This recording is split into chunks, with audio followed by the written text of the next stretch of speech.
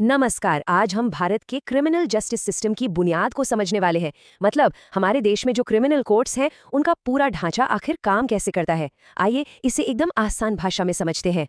ये एक ऐसा सवाल है जो कभी ना कभी हम सबके मन में आता है ना। जब कोई जुर्म होता है तो इंसाफ देने की ये पूरी प्रक्रिया कौन और कैसे चलाता है? जवाब हमारी अदालतों के इसी स्ट्रक्चर में छिपा है। तो आज हम क्या क्या देखने वाले हैं? हम शुरुआत करेंगे बिल्कुल बेसिक स्ट्रक्चर से, फिर एक एक करके हर लेवल की कोर्ट को समझेंगे और आखिर में देखेंगे कि ये पूरी तस्वीर एक साथ कैसी दिखती है। तो चलिए शुरू करते हैं।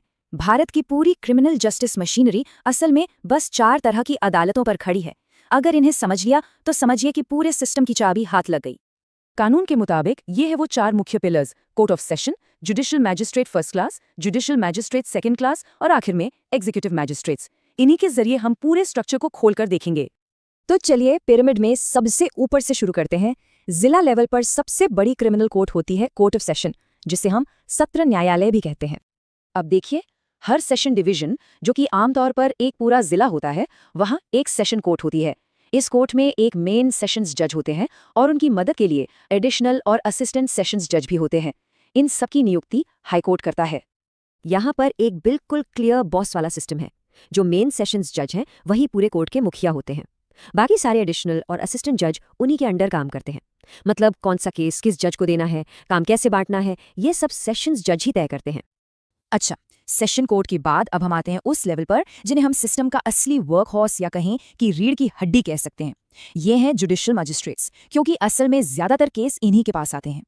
अब इनके अंदर भी एक पूरी हायरार्की है। सबसे ऊपर होते हैं चीफ जुडिशियल मैजिस्ट्रेट यानी CJM, और फिर उनके नीचे आते हैं फर्स्ट क्लास और सेकंड क्लास के जुडिशियल मैजिस्ट्रेट्स। और यहाँ भी मामला एकदम साफ है। एक जिले में जितने भी जुडिशियल मैजिस्ट्रेट्स होते हैं वो सब के सब सीधे CJM को रिपोर्ट करते हैं। मतलब जिले में जुडिशियल मैजिस्ट्रेट्स के बॉस CJM ही होते हैं। लेकिन कहानी यहीं खत्म नहीं होती।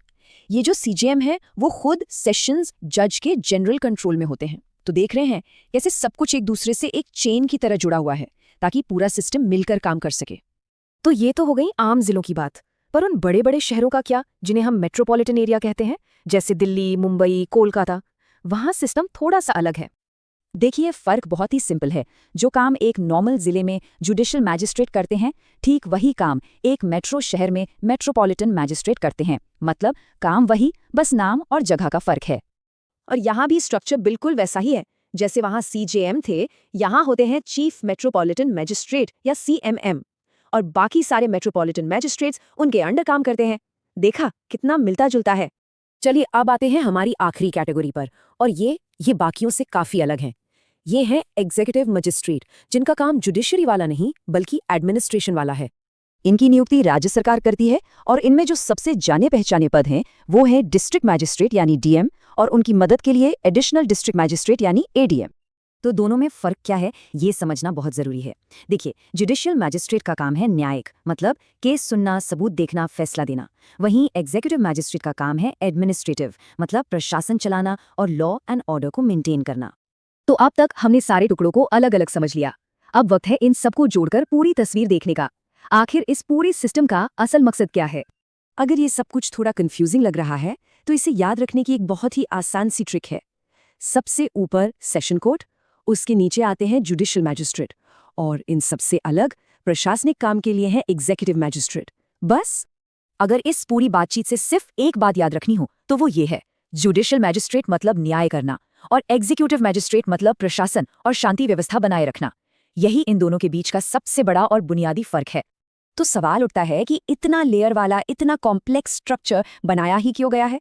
इसका मकसद है एक साफ सुथरा सिस्टम बनाना, जहां अधिकार और अपील की एक तय प्रक्रिया हो। इन लेयर से ये पक्का होता है कि न्याय सही तरीके से हो और हर फैसले की समीक्षा की जा सके। और आखिर में एक सवाल छोड़कर जा रहा हूं जिस पर सोचिएगा जरूर। ये जो इतना व्यवस्थित और स्तरित ढांचा है, क्या ये वाकई में एक आम इंसान के लिए न्याय पाना आसान बनाता है, या फिर कभी कभी इसकी अपनी जटिलता ही एक रुकावट बन जाती है?